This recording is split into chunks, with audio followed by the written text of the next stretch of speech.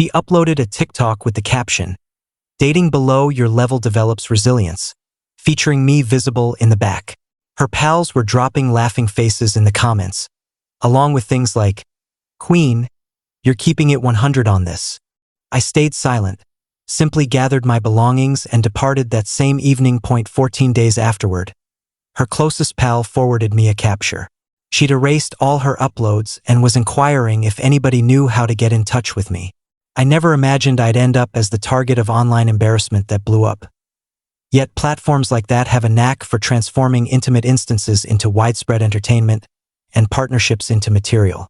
Mia and I crossed paths at a concert event 3 years back. I was handling freelance audio duties for one of the minor platforms, while she was snapping pictures for a style weblog. We started chatting amid a performer switch, swapped contacts, and that kicked off everything. Her imagination, her vibe, her drive pulled me in right away. She operated as an influencer for a clothing rental company, coordinated visual sessions, and was building her own online following. I'm an audio technician at a small label recording facility, a role I adore, though it definitely lacks glamour or big paychecks. Even with our contrasting lifestyles, we bonded over common interests in tunes and cuisine. Half a year into seeing each other, we shifted into her place together, which was practical money-wise given her stabilized rent in a prime neighborhood. I covered my portion, but the agreement stayed under her name.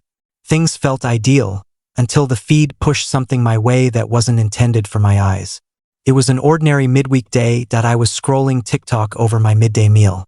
I wasn't subscribed to Mia's profile because her posts were mostly about outfits and daily routines that didn't appeal to me, but we backed each other's professions in different manners.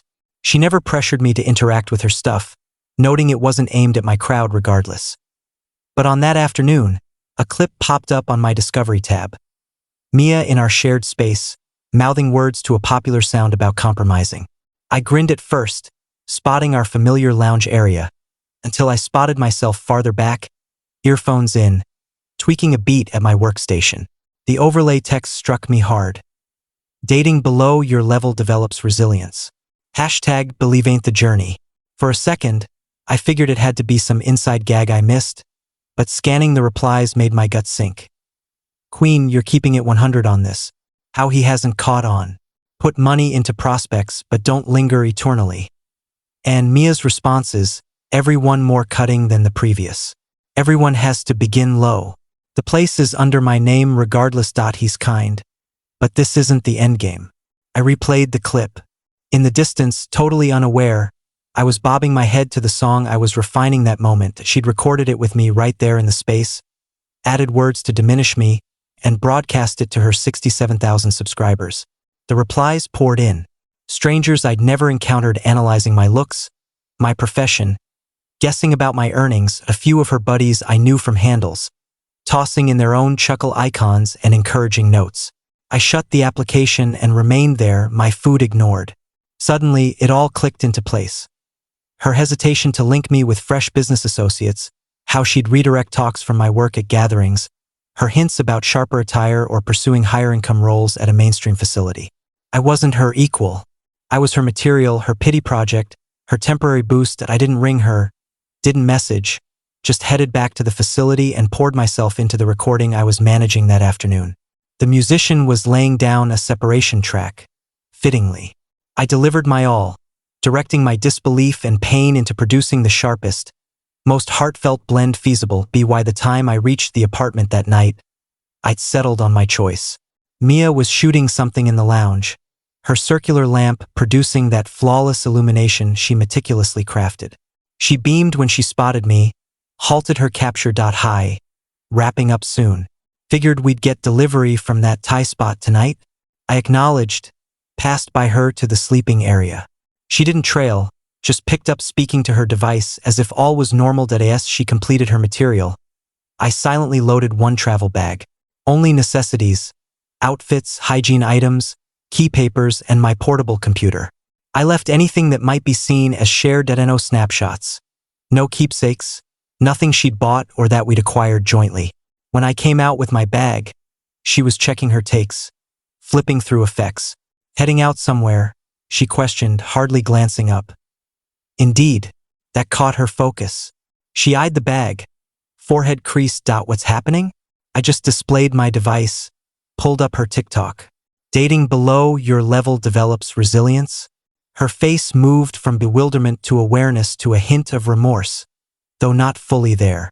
That is merely material love. It's not meant seriously. My audience devours that kind of thing. She attempted a chuckle. It's just an online character I perform. The notes from your buddies?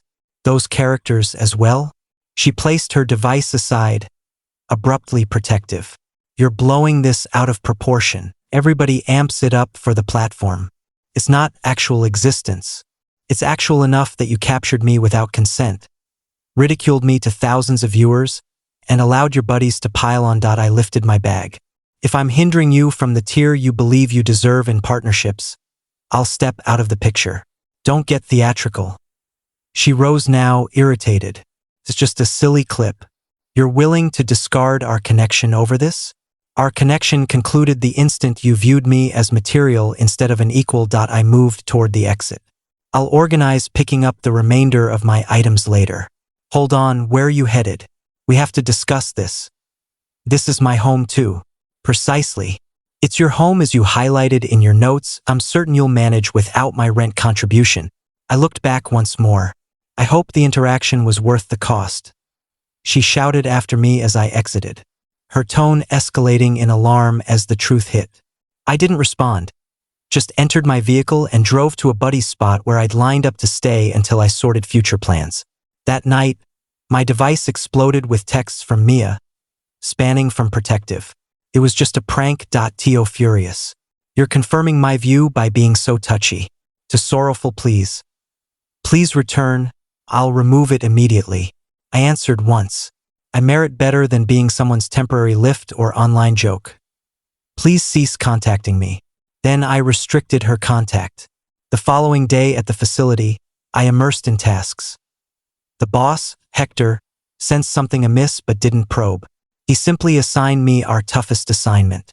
A singer with flawless tone but awful rhythm, and stated, figured you could use something to truly concentrate on. I was thankful for the diversion and the unspoken backing. That night, Mia's prior roommate from before our cohabitation, Jasmine, texted me. We'd always clicked nicely, connecting over mutual appreciation for niche rap that Mia deemed too intense. Just ensuring you're all right. What Mia pulled was wrong. Several of us have confronted her privately. I valued the outreach but kept my reply short. I wasn't keen on pitting her friends against her or stirring more conflict. I simply needed room to recover and advance. 3 days post-departure. An unforeseen development occurred. The musician whose separation track I'd handled the day I found the TikTok shared a preview on his Instagram, crediting me and the facility. It gained notice in our regional music circle.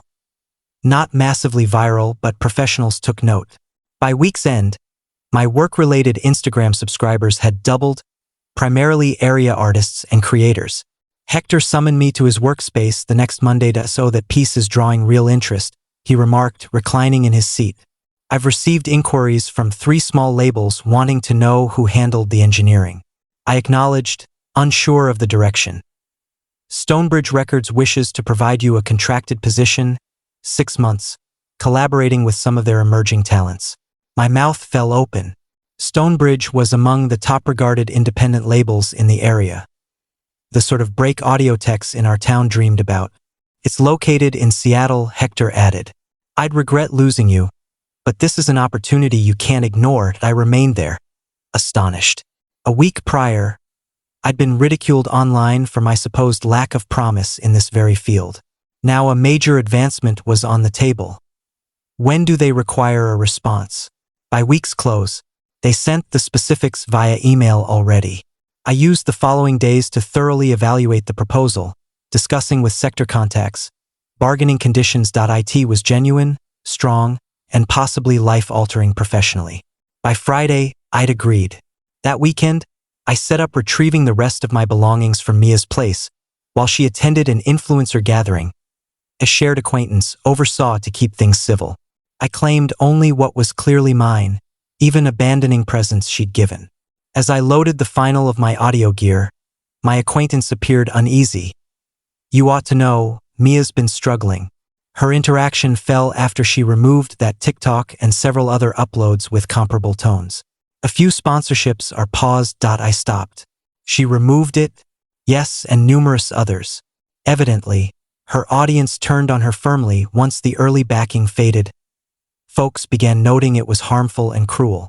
Then a few bigger influencers duplicated it, citing it as a warning sign in partnerships.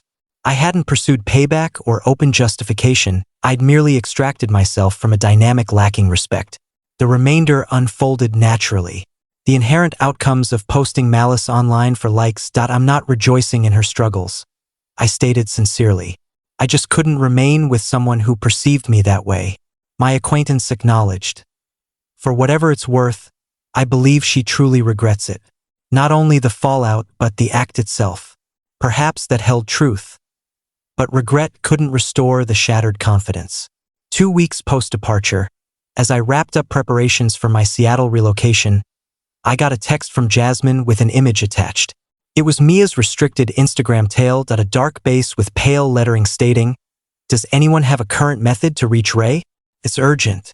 Jasmine's note said, "Figured you should be aware she's seeking you.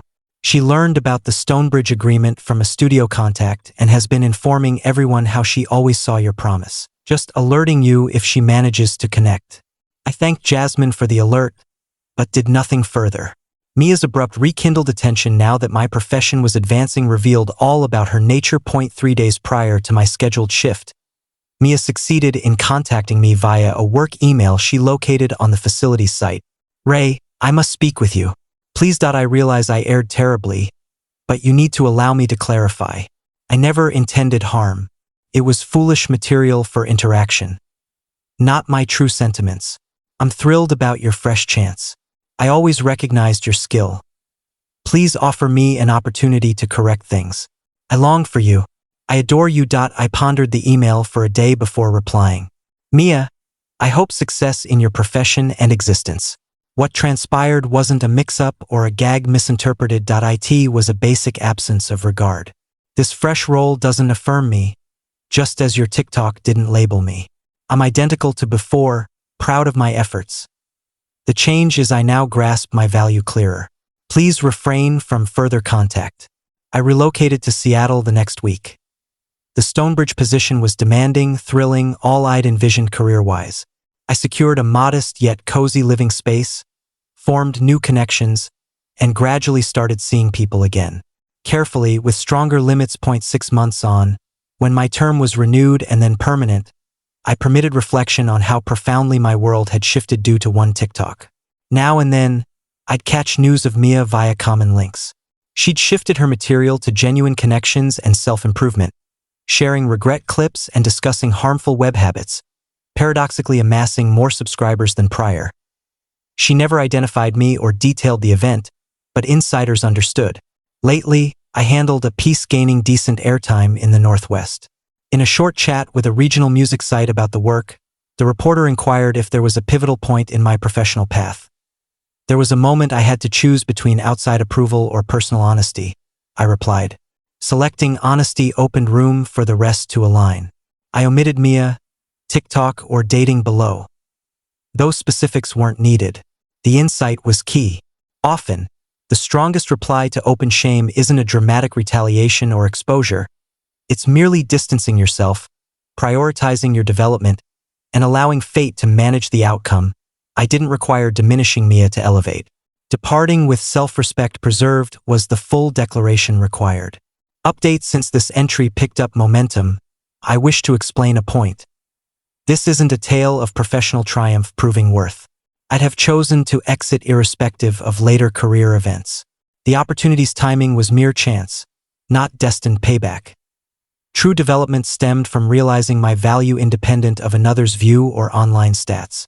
For inquiries, yes, Mia ultimately apologized sincerely. A personal, sincere note recognizing the actual pain inflicted, without justifications or reconciliation pushes. I valued that resolution. We don't communicate, but I hold no bitterness. Existence is brief, and truthfully, that TikTok guided me to my rightful place. Just not as either anticipated.